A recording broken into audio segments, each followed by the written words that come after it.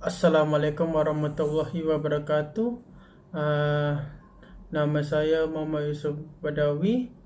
Uh, Wakil kumpulan main nombor metrik 17TP 20F2030. Saya membentangkan perbandingan fakta saintifik berdasarkan Al-Quran dan hadis dengan barat dalam kejadian dan penciptaan bayi dalam kandungan.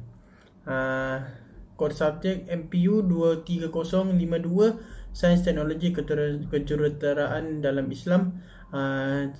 Jabatan Kejuruteraan Elektronik, program Diploma Kejuruteraan Elektronik Komunikasi.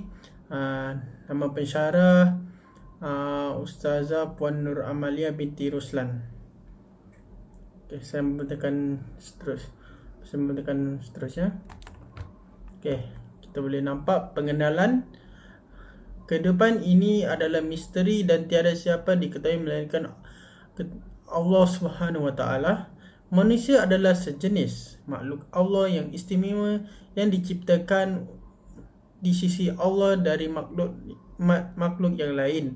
Manusia diberikan sifat khusus yang membolehkan mereka memegang amanah Allah dan menjalankan tanggungjawab yang diamanahkan yang tidak tertanggung oleh makhluk-makhluk lain. Allah yang menciptakan manusia, maka dialah yang mengetahui asal-usul kejadiannya, kelemahan dan kesempurnaannya, tugas dan risalahnya, kedudukan dan jawatannya, matlamat dari kewujudan dan falsafah hidupnya, serta mengetahui tentang kepastian dari kehidupan yang abadi. Walaupun manusia telah sedangkan atau akan mencari untuk mengetahui ciri-ciri tersebut, namun pengetahuan mereka jauh sekali dari kesempurnaan dan ketepatan seperti pengetahuan atau pengenalan yang dikemukakan oleh Maha Pencipta alam semesta dan Maha Pencipta manusia. Proses kejadian manusia merupakan salah satu tanda kekuasaan Allah Subhanahu Wa Taala sebagai pembelajaran kepada manusia.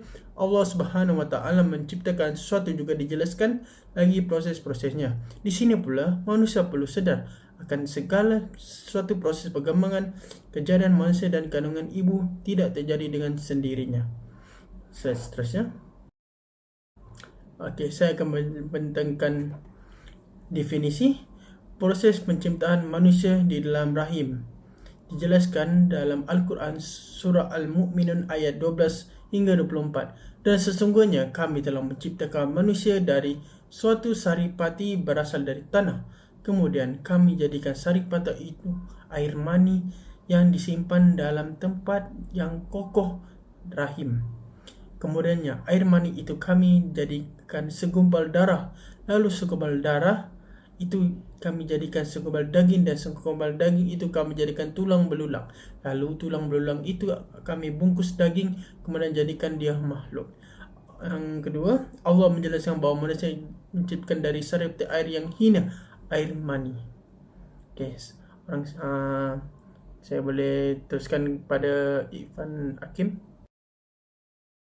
Assalamualaikum warahmatullahi wabarakatuh.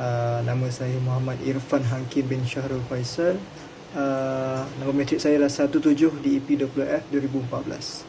Jadi agenda saya pada hari ini, saya akan menerangkan tentang isi-isi kandungan yang terdapat dalam slide saya ini, slide kami. Okey, isi-isi kandungan. Saya akan terangkan tentang kejadian manusia menurut sains. Okey.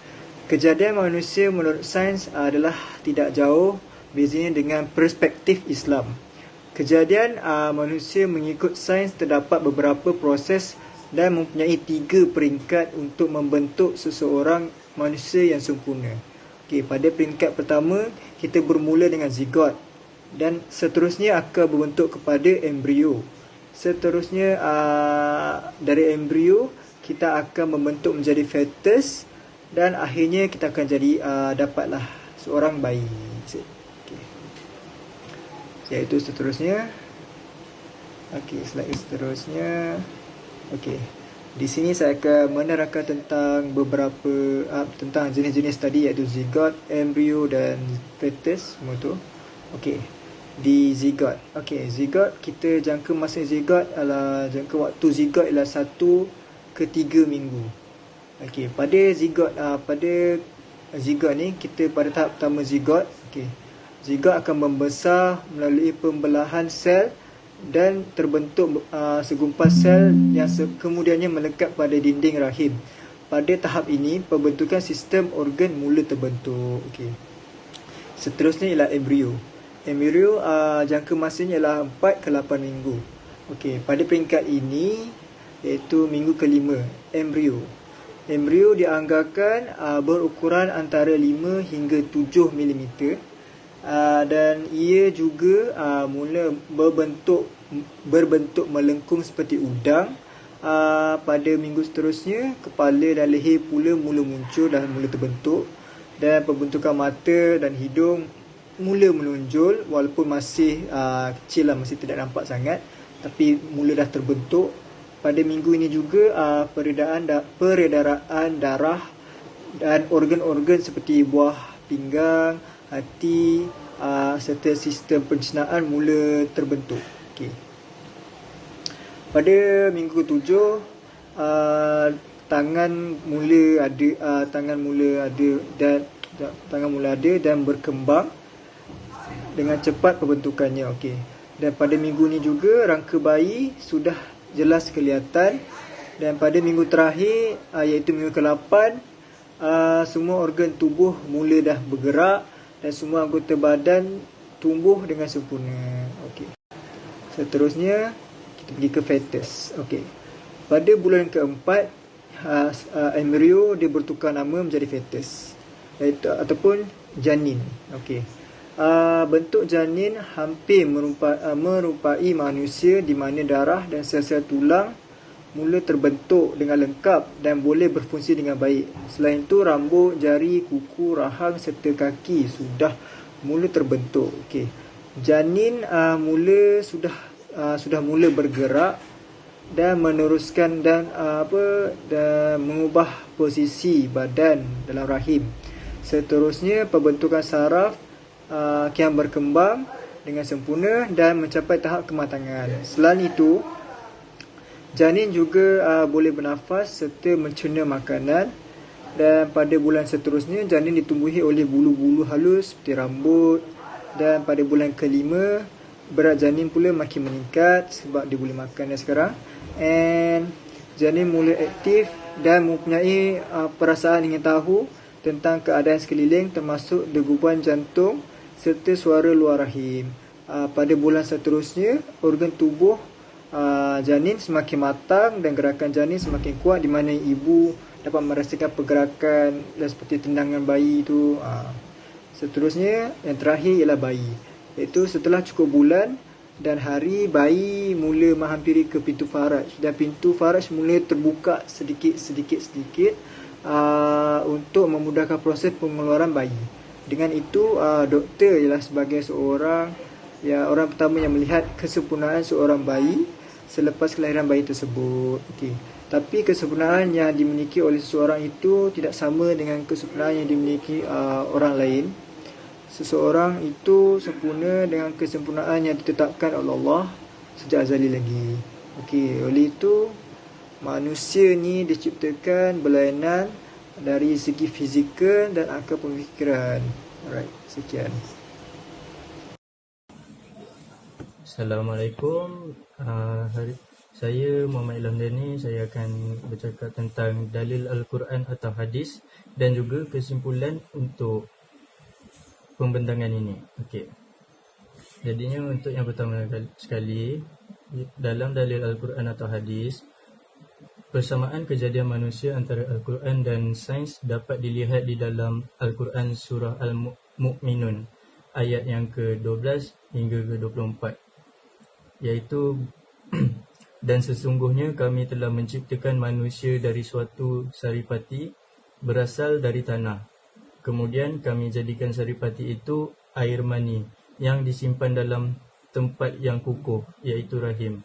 Kemudian air mani itu kami jadikan segumpal darah, lalu segumpal darah itu kami jadikan segumpal daging, dan kemudian segumpal daging itu kami jadikan pula tulang belulang, lalu tulang belulang itu pun kami balut dengan daging. Kemudian kami jadikan dia makhluk yang berbentuk lain. Maka Maha Suci Allah pencipta yang paling baik. Tersebut adalah dalil Al-Quran atau hadis, dan kesimpulan daripada pembentangan ini ada 4. Yang pertama, hikmah yang terbesar mengapa berlaku proses penciptaan manusia dengan dalam beberapa peringkat kejadian, sedangkan Allah boleh berkata kun, maka jadilah Adam alaihi salam.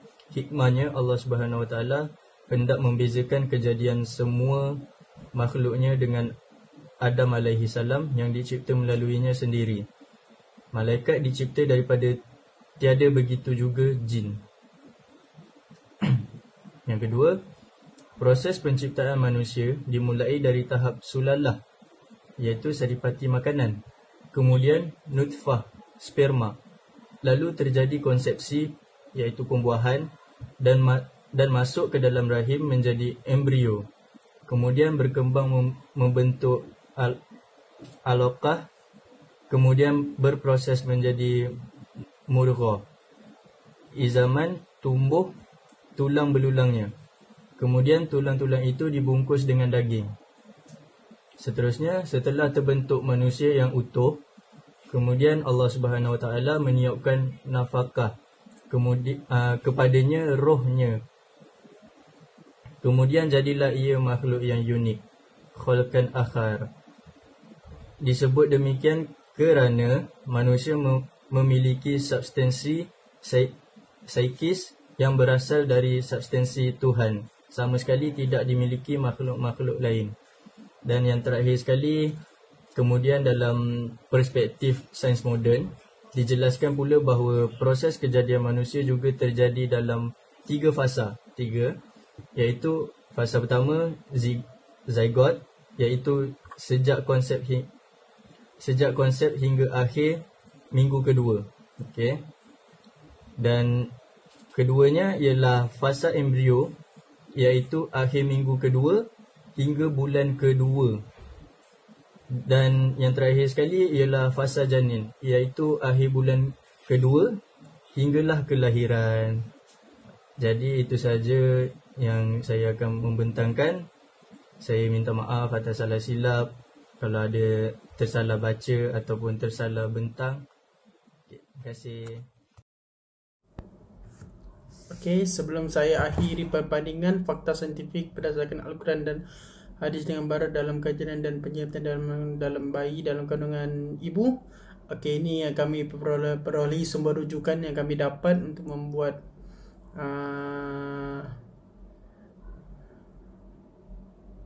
problem based task. Okey, kita boleh nampak yang pertama kami mendapat dari Ahmad Ridho Gunawan Hasibuan menjenari kandungan cahaya Al-Quran dalam kurungan PT Flex Media Computer di Jakarta 2018. Yang kedua, Med Marataha Yusa Sinergi dan Sains Teknologi dan Seni dan Proses Berkarya Kreatif di Dunia Teknologi Informasi STMIK Stikom Indonesia di pasal 2016. Dan last sekali, Rosman Yunus Bambang Haryanto Teori Abadi Teori Darwin dalam Pandangan Sains dan Islam Prestasi Jakarta 2006. Okey, itu saja dari kami. Sekian, terima kasih. Assalamualaikum.